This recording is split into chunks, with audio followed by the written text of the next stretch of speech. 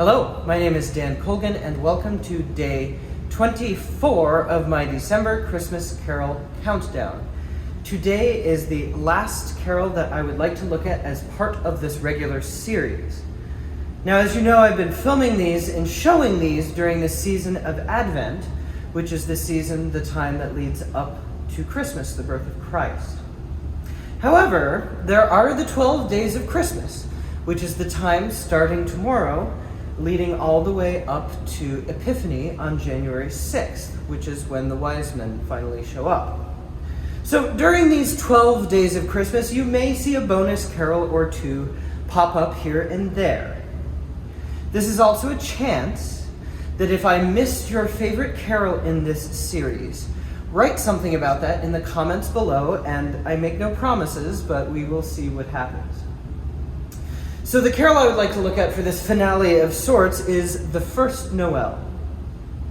This is the last hymn in the Christmas section of most hymnals, including ours, simply because it's kind of a tie-over or crossover hymn that brings us all the way from Advent, with language of the angels foretelling Christ's coming, all the way to Epiphany, with language about the wise men. Now, before I get too far into this, I want to take a brief moment to talk about the word Noel and its spelling. The traditional English form of the word is Noel, N-O-W-E-L-L, or sometimes Noel, N-O-W-E-L. The French spelling is the form N-O-E-L with 2 dots over the E. And at this point in time, it's kind of fair to say that the Americanized spelling is N-O-E-L with no dots over the E. The definition of this word, Noel, is basically an exclamatory salutation, which means happy birthday. This comes from the Latin word nautilus, which literally means day and implies day of birth. The origin of this carol is clouded at best. As hymn scholar Paul Westermeyer states, quote, "We have a traditional English text and tune whose origins are obscure and leave us with as many questions as we have answers," end quote.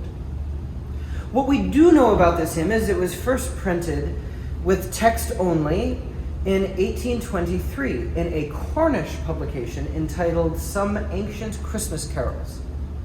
10 years later, this text appeared again, but this time with the tune, and the tune that we use today in a collection called Christmas Carols Ancient and Modern. It's interesting that this tune ends on the 3rd of the chord.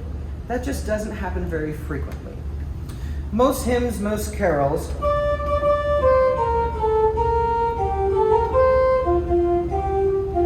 they end on what we call the tonic, or the root of the chord. If you're thinking do, re, mi, fa, sol, la, ti, do, they end on do. This carol